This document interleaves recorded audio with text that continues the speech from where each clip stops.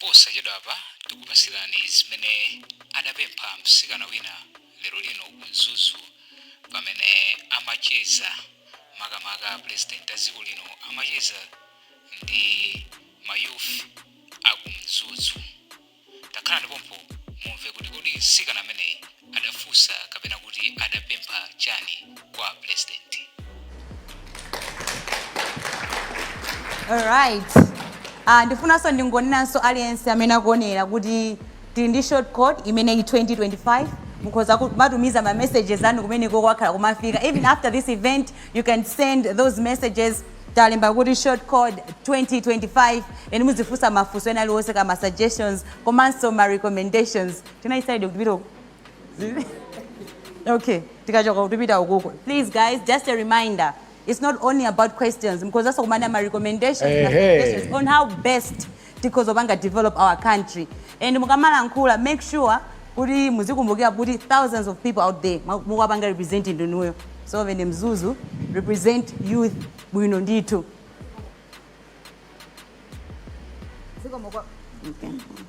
Sorry. There. Zikomo kwambiri Your Excellency, zina anga ndine Salome Kadazi, ndine mozi mwa Chinyamata muno Mzuzu City. Ine ndabwera ndi ma recommendations pa mavuto komanso ma questions ambiri amene takhala tukhala nawo a Chinyamata kuyambira ku Southern ndi ku Central region. Recommendation yanga yoyamba ibwera pa the economic opportunity imene tili nayo ya government internship. Tikati tione framework yathu imachedwa voluntary internship framework. Komano ma vacancy akamatuluka mangotuluka kuti government internship. Ndimafuna Your Excellency titabweresa voluntary program munomo Malawi, volunteer program kuti achinyamata ambiri amene ali ma graduate angokhala azipanga nawo participate. Tipangeso maubale ndi anzathu akunja chifukwa kuno timaona kumabwera azungu amafika kunoko and tikamacheza nawo amatuza kuti amona voluntary boma langa ndithandizira kusafika kuno. Achinyamata aso akuno azitha kupita nawo kunja pa nkhani ya voluntary program imene izithandizira. Ku nkhani ya education, recommendation yanga yoyamba ipite pa ma higher learning institution. Tiapange promote kwambiri kuti akhale ndi capacity imene ingathandizira achinyamata ambiri kuti azipanga study through online. Chifukwa achinyamata ambiri kushtipa, kalonga, kulumphi, ukafika even kuchikwawa tikusuzikika ma school fees. So sange pati ngasambiranga online vingapangisikako kuti vanandi vave nawo pa masambiro aya. Recommendation inyake nira mwangu yapo kale tuoneseske waka kuti maskulu yose itizengenge panyengo ya sono yawe kuti vanyithu au vana maulumali ya pambana vamanyenge nao kukhala nawo pa maskulu yetu.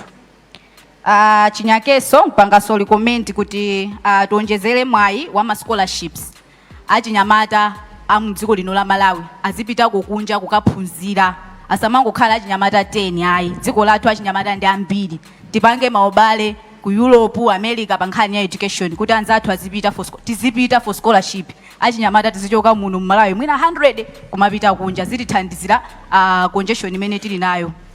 Ku recommendation ina ikhale ku environment. Dziko lathu la Malawi timakumana ndi ma disaster osiyana-siyana. Komanso zikuchita kuoneseratu kuti olokusogolo ku ma disaster azibwerabe. And ma disaster amapangisa zinthu zosiyana-siyana, displacement, kumwalira ndi zina zingapo. Recommendation yanga ndona zoti tipange train ma rescuers ambiri, thousands of rescuers. I know kumakhala polisi, asilikali amazatithandizira nthawi imene ijayo, Red Cross ma volunteer, komano specifically let us train ma rescuers zoti zikamachitika zinthu izizi atha ukafika ukalonga, atha ukafika ku Nsanje, thousands of them amene akhala achinyamata kuti azithandizira. Ndili pompo magali moto amene amadzimisa moto ukamayaka za fire zija tinkazoona kale ti study 1, study 2, study 3 panopo sizikuonekaso ma council. Komano moto ukangoti wayaka nkona zimachitika zoti nsika wose kupsha ndi katundu wose. Tatiye niso kumeko kuti onjezereko tikhale ndi magali moto amenewo. Komalizira Your Excellency, malonjezo amene munalonjeza pa 10 May 2020 I know munayankhulapo. Komano I'm just recommending kuti the Autumn Chilwa Road ija inakambidwa ija the Mombela University chitaukhala chabwino kwambiri kuti tiziona kuti zayambikako ka pali foundation apa Mombela University tingakondwa shomene kupambana kuti mbwe chiwenge waka question chira palije.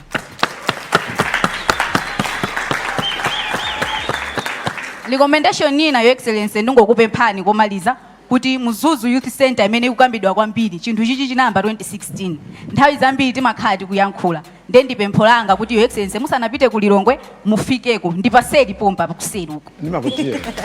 kuti mukaoneko just to appreciate so that next time mukamabwera tizakhalenso ndi mpata una zoti ndithu yafika pena pake. Funso langa lomaliza sona mmene mwabwerera kunoko mmene mwapangira engage ndi achinyamata osiyanasiyana pakadusa zaka zitatu ziwiri kapena 4 ifeyo titati tikuyitaneni zakhalenso pasi mmene tikukhalira pano tikuona ma project amene tikukamba panopo kuti zayenda mwakuti mudzabwera mudzatilola zikomo kwambiri. Ndathokoza ndingoyambira yomalizayo yankho lake ndi inde. Yaku Mzuzu Youth Center ndinapitako mose timakumba maziko aja ndinayenderako so titafika stage ina ndiliwokwezekaso kaona stage imene ilipo. Za Otonchira Airport ndi University ya Mombera panopa people are actually bringing in zipangizo zoti tichiteni timangire. Ena amene aliko ndi subcontractor chabe akumanga mpanda kumombera panopo. Mukaonanso mtati mupite muona kuti ena akhala kugwirapo ntchito koma ndiyosaoneka bwino. Parliament mpaka napepesanso kuti tinachedwa zimenezo. So I want to be truthful about certain things. Chifukwa choyembekezera kuti tisanamange airport chifukwa timanga through BOT, build, operate and transfer.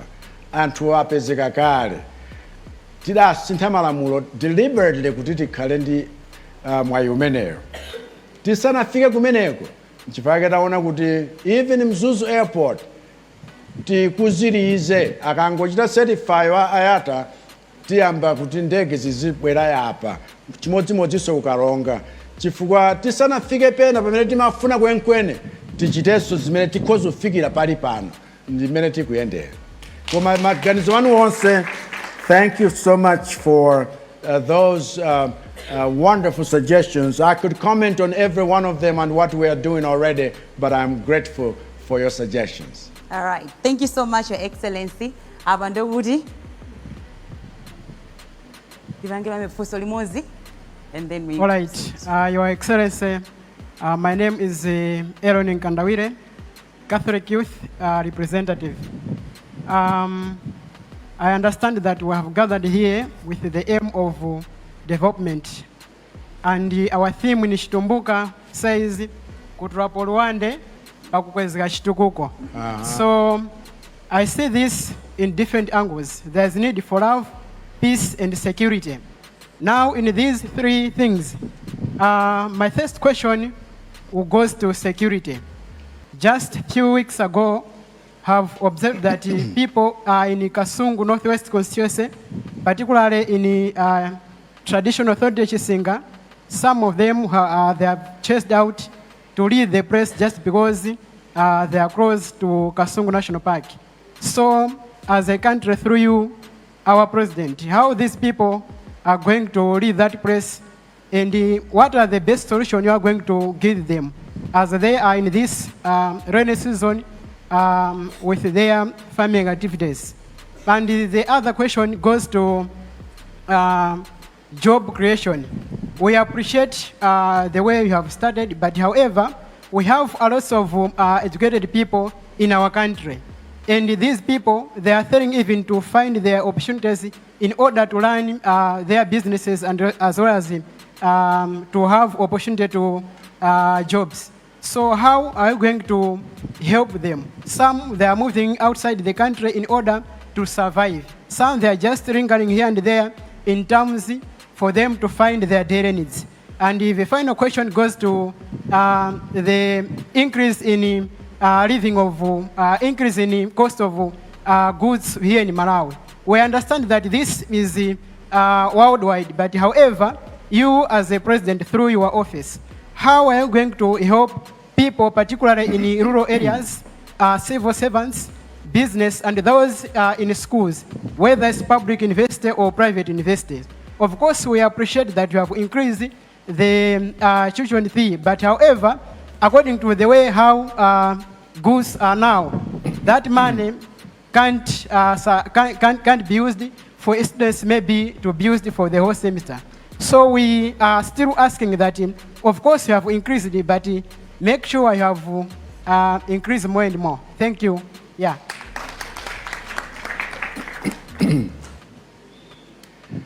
Well, Lero ni mkandawili. I think ukakamba za kufunika kwa peace and security. Sunga chite so wina kumpeza ochita nawe argue. Because peace the element yofunikira pa development iliyonse. Ndipo zina zimene tikuvutana nazo not just in the country but in the region. Kanizake zokhudzana zimenezi. However, you have specifically mentioned nkhani ya ku Kasungu National Park. Chifukwa chakuti wena anachotsedwa kumene kuja ndinaenda kuposedwa apa tamanga mpanda woti uteteze anthu ndi nyama. Chifukwa kumakhala ma incident ambiri akuti midzi ina imakhala overrun ndi nyama zimene timasunga ku park kumene kuja. Mpandawo taumanga daladala ni cholinga chakuti titeteze wanthu. Koma nkhani yakuti kodi wanthu amene wena amalima mkati mwa park akhale kuti ndi nkhani imene tikuvutana nayo pali pano kuti tikonze zimenezi. Chifukwa ngati malamulo wena tinaswatokha mpofunika kuti tithandizane ndi abale wathu. Chilichonse chimene tichita implement chizikhala ndi human face kuona kuti mbale wako mthandiza bwanji angakhale kuti pedali pena zina ndi zina zolakwika. So we are following up on that. Komanso mwanena kuti there are lots of educated people in Malawi. Some are actually trekking outside the country to look for greener pastures. Kodi muchita bwanji ndi job creation ndi zina zoterezi. Nkhani tikukamba pano zakuti tilimbikitse production and manufacturing ndi kuti tichite create jobs. And tichite create jobs za chinyamata ndi ena. Even you getting involved in mega farms, it's to create more jobs.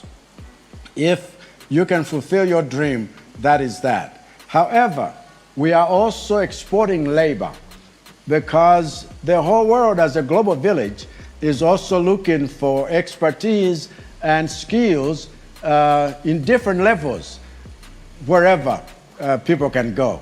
And therefore, we don't close our borders to say, let nobody go out, let no young person go out. No, we actually want to create more avenues for labor export. And so we are already talking with countries that are willing to employ young people. We will not stand in your way, in the way of your dream. And so please just be assured, is it kuchita zina deliberately kuti achinyamata asite kuvutika chifukwa choti wasowa chochita. Cost of living ndi nkhani imene yasautsa aliyense. There is an aspect of speculative economics imene yakhala ikutivuta. Fact ndi yakuti we are not producing our own money. And fact imeneyo, even nkhani ya chakudya chomwechi, chifukwa cha declaration ya disaster in 23 districts last year, where food production was greatly reduced. That meant food inflation, which is the biggest portion of inflation, was the difficult issue to control. Ndiye zimenezo ife timavomereza, koma pakatipa pakhala ka aspect kena ka speculation kakuti chinthu chikhoza kumangosintha every day. Wina chifukwa chodziwa ni social media kungolemba tere kuti lero kwacha ili pakuti. So no analysis, nothing. Koma zimene zija zimapangitsa kuti aliyesata ye mtima aliyense aone kuti basi zinthu sizili bwino. So I spoke up in parliament, and the moment I did, zonse zinayamba kutsikanso. Si bwino, just because we want to make a certain point, kuti anthu avutikire kamba kazimenezo. This government is doing all it can, and I can assure you, even with the harvest that's coming, chifukwa pano naona kuti chakudya chavutabe ngakhale ku midzi. China chimene tagula ku Tanzania chikubwerachi nchoti chiwonjezekere pa zimene takhati kuchita. Most of the districts anayamba kulandira chimanga chaulere mu October. Kuno anayamba mochedwa kwambiri. Chimodzimodzi pakati anayamba mochedwa kwambiri. Koma tifuna kuti chimene chilipo chipang'ono kumunda chisaonongekere kumunda, tisadye chisanache. Tiperekebe thandizo la chakudya all the way mpaka na malichi athe. Zimenezo zilithandiza. Koma ndi zimene tachita ndi ulimi wa mthirira ndi zimene tachita ndi mvula ikatha bwino. Chifukwa mvula kwina ndi kwina inavuta, koma madera ambiri yagwa bwino. Zimene zichitike tsopano, muona kuti even cost of living ija itsika drastically. Chifukwa chakuti vuto lalikulu limakhala mbala 1 ndi chakudya. Mu budget iyi tanena kuti certain elements pasakhale msonkho wina uliwonse, komanso tionetsetse kuti pali kulondola kwenikweni kuti zinthu zimenezo zisakwere unnecessarily. Ndimauza wena wake kuti chifukwa cha market economy yakuti aliyense amasuka kuchita business imene angachitire. Nthawi zina people have used loopholes in the law to really oppress their own fellow Malawians. Zimenezi sizabwino. Ku India mwachitsanzo ali ndi lamulo limene limalola aliyense amene akuchita business kupeza profit pa business yake. Chifukwa business ngati simpeza profit siyenda, ndiye kuti sizigwira, chifukwa kati mati gain. Koma profit margin isamakhala 2,000%. That's unreal. Chifukwa mwapweteka wena. Kwathu kuno tili ndi malamulo wa fair trading and competition, koma wanthu anafika pena poti sakuchita respect malamulo. Ndanena kuti with that rule of law, anthu amangokhala bwekabweka. Aliyense amangochita zimene akukhumba. Tisatero kuti aliyense apeze lamulo lake lomayendera. Chifukwa zikatero zingopweteka your fellow neighbor. Chifukwa yake rufuna kuti zinthuzi zikonzeke ndipo zayamba kale kukonzeka. Within 1 week after I made certain pronouncements, there's already been positive change. Mzuzu moto! Zikumveka eti? Zikumveka? Ababa ndetifa tipange zoti ngopanga pick fuso lomaliza. But wait, ndifunaso ndineneso panopa kuna kuti amene muli mafuso mwaona president apandi tablet pali code imene tikunena kuti 2025. It's a short code. Pala matumba panthe ibafikenge hapo. So whatever thing that you're going to say, akaso ameba jakumaona every day, anytime. And do not forget to follow him on Facebook by X Space akalaso kumayanka pamene popo. Koma baba tikutenga fuso lomaliza malingana ndi nthawi.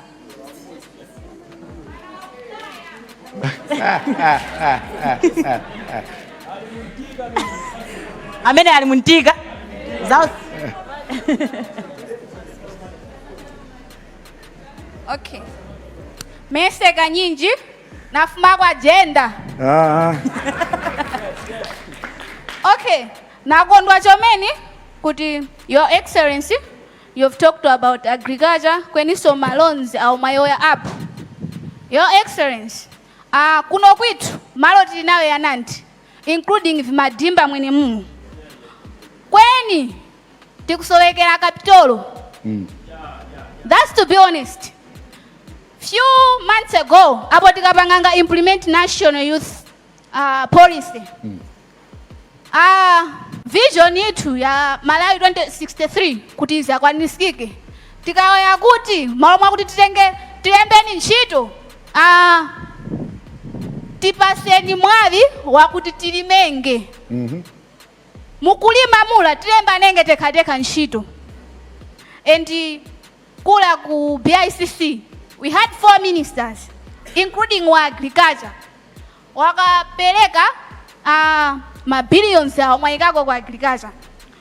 Kweni so tikasona access ya kuti wakubwerekesanga ndrama nawo akaso nkhu kwene kula wakati lutani kumamizi kwinu ndrama mwamishitashi access mwamanayo. Kweni namtiri kuwelera kufuma chaka chamala season E apa so tiyambenge madimba fikaleni season kutakumaliro.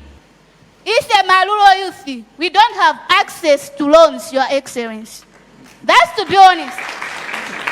Banyitu awo bana mwavi wakutolako maloni ni awo wakuti bali kupusha kale va. Isa ndafikepo yayi.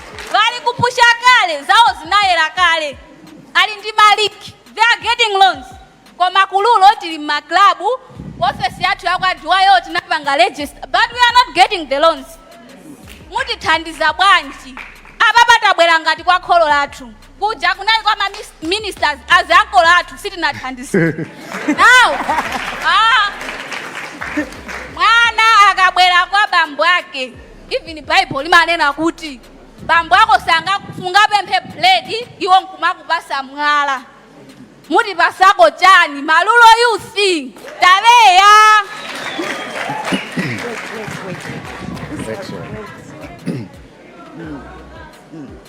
Pangona, yes.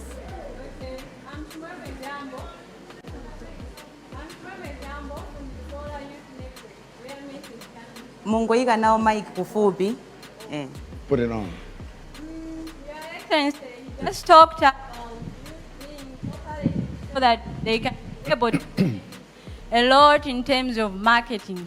Yeah. Yes, the markets are there, but the prices of the farm products are very unfair to the young farmers there. So my question is, are there any factors or programs that you have made that will help in increasing the prices of the farm products so that young farmers can be happy too? Thank you. Wait. All right. Over to you, Your Excellency. Merci. Wanena mfundo ya bwino. Chifukwa izi ngakhaleza kuti tikapereka chimanga cha ulere anthu ochita implementing kumangolembana pa chibale wena osalandira sizoona. Sizoona. Ndipo izi zonena kuti bola uli ndi link yakuti ndi akupatsa loan sizedya. There must be more transparency. Chifukwa ma promise ndo alipo ndalama zonso zilipo. I have seen Wanif, for example, go in rural places, in villages, and people are taking fertilizers for loans, and they are producing, even as we speak, there will be produce out of that. Koma zakuti kwina ndi kwina kuziwalika mpaka na wina achite kulira chonchi sizoonadi. Lero timakambanso nkhani ngati imeneyi kuti ngongole, even the process of getting that funding. When you talk about agriculture, you're talking about a certain window. Yakuti mukayimisa ndiye kuti sizigwira. Ndiye ngati ndi loan ya agriculture ndipo ulibe zipangizo za mthirira. Umafuna umadikilira mvula. Ukachedwa ndiye kuti supindula kalikonse. Ndiye application ya 6 months kwina kwake wena wake nakalipira kuti zimenezo sindikufuna ndimvenso ayi. Ma process wena ndiyo anthu tuchabe. Mtima wa munthu nthawi zina ngoyipa ngonyenga. Chifukwa policy ikhoza kukhala yabwinobwino on paper. Koma ukaona kuti wochita implement akuti file wanu tusikuoneka. kalabu yanu siti kuiona koma afuna kuti inu muli munthu wosauka muwapatsenso ndalama pamene iwo ali kale pa ntchito. Ndiye kulikonse, let's shout out. Aliyense amene azipeza mzake osamlekerera ngati akuchita zinthu zakatangale. For this system is what has really done us bad as a country. Mpofunika kuti pa level iliyonse tithandizane. Ndamva za makalabu akumudzi. What I have done, excuse me, and what I'm doing is making sure the farmers get the best for their hard labor. Ifake mukhoza kudziwa kuti amene adalima fodya last year zinawayendera, amene analima soya zinawayendera. Sindifuna kuti anthu azingozunzika thukuta chonchi. Ndofuna mlimi kumudzi azionanso kuti ntchito yake yogwira pakaone, wina asamdyere masuku pamutu. Koma vuto lathu lakuti we have producers on one hand and we have consumers on the other hand. Nali kunkhata 3rd March dzulo lito ndi abusa analalika, I can tell you. Akuti wenanu mmapeza mayi wina wake anakalima kudimba kuvutika zedi. Iniyo muli ndi ndalama koma mfuna munenelere tomato wake pamsika pamsewoso, koma mukapita ku shopu simunenelera, mumakangolipira zimene mwadinditsa. Tisabwerekane rokharoka, tiye tipatsane kolingana ndi mpaka nene kalekale ndachuka kuti Chakwera akamagula zinthu amangopereka sanenelera. Chifukwa ndimafuna kuti anthu akumudzi azithandizika, pazikhala balance yabwino, kulemekeza amene akutipatsa chakudya osati kuwanyoza. Ndiye kuti atipatsanso chambiri. Chifukwa tifuna tilimbikitse production yo ndi quality of that which we produce. Lamulo tinayikaso lija la warehousing. Post-harvest losses zimachuluka kwathu kuno kwambiri. Mpofunika so tilimbikitse zimenezo. Farma kumudzi, klabu yanu ithandizike, inunso mupeze bwino. So, if NIF hasn't gotten to you, if your cooperative hasn't even gotten a hold of Agicom, we will let them know kuti klabu yanunso ithandizike. Chifukwa cooperative ambiri wapatsidwa financing, and financing yake imakhala yakuti monga Agicom ndi World Bank amafuna kuti inu mungoperekako pang'ono, and pang'ono yonso imakhala in kind, not necessarily cash. Koma ndalama zonse akupatsani zakuti muchitire ulimi umene mukufuna. Let's encourage one another. Tisamabisa information. Information, I know it's power. When amabisira dala kuti ati akuuzeni pokapoka muapatse zinthu. So they love to sell information ingakhale khale yabodza. Let's act right by every Malawian, every young person, every disabled people with disability, every woman. Let's work in such a way that we uplift each other, not downtrodden each other. Anthu tusiti tukuka murafuna kuti mzanu mumpondereza akhale pansi ngati apa. Ninu nomwe simchoka chifukwa mukachoka munzinana kuti atukuka, ndiye kuti nonse simtukuka anthu awiri. Maoko. Tiye tichitane empower. Tonse titukuke, tonse tikhoza kutukuka zinthu nkuyenda bwino, osati wina azisungabe wena ngati akapolo wake. Dziko laufulu ili. And economic freedom must mean economic freedom for everyone. Thank you. Ipatse moto Mzuzu, ipatse moto. You can do better than that. Ipatse moto Mzuzu, ipatse moto. Your Excellency, Ine Naunga Pamene, on behalf of Vuna Esabwea Kunogo, you've granted us an audience tacheza nanu maonesa kuti this is a two-way thing. Thank you so much. Mena ni amujaji nyamata nzanga kuti muenesese kuti mukafuna kutumiza ma recommendations, ma suggestions anu chimene mungapange ndikutumiza ku short code yathu imene 2025.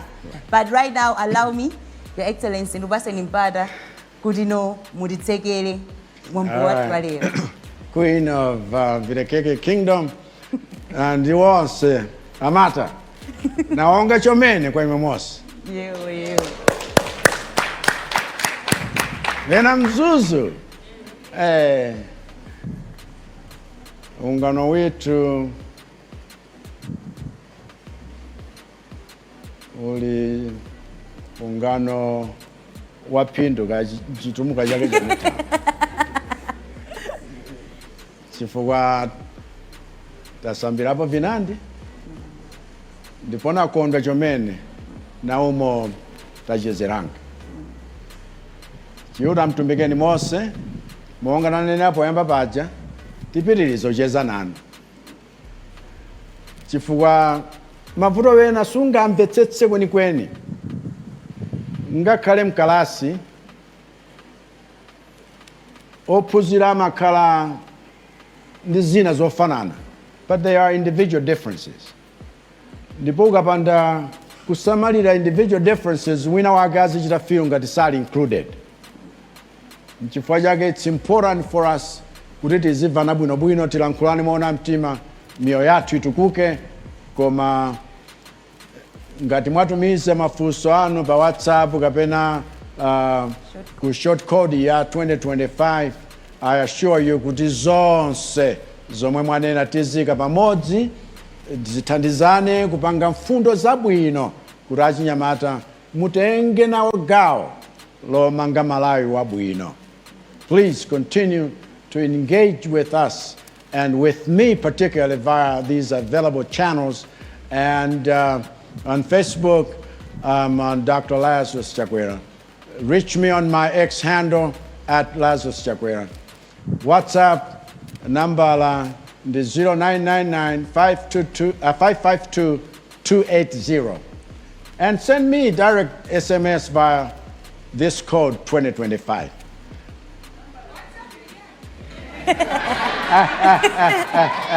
Munene bangono bangono. Munene bangono bangono. Tilembe bwino bwino. All right.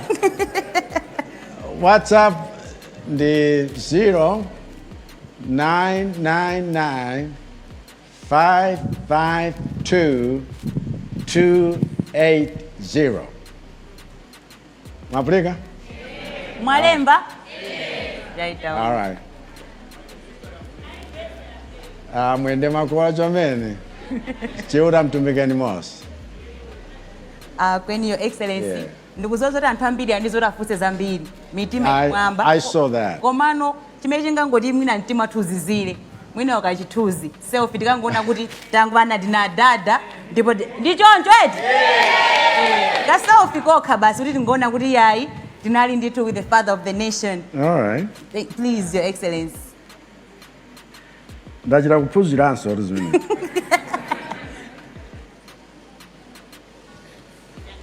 Because of Banga, the one telling Zanga, he can help us do that.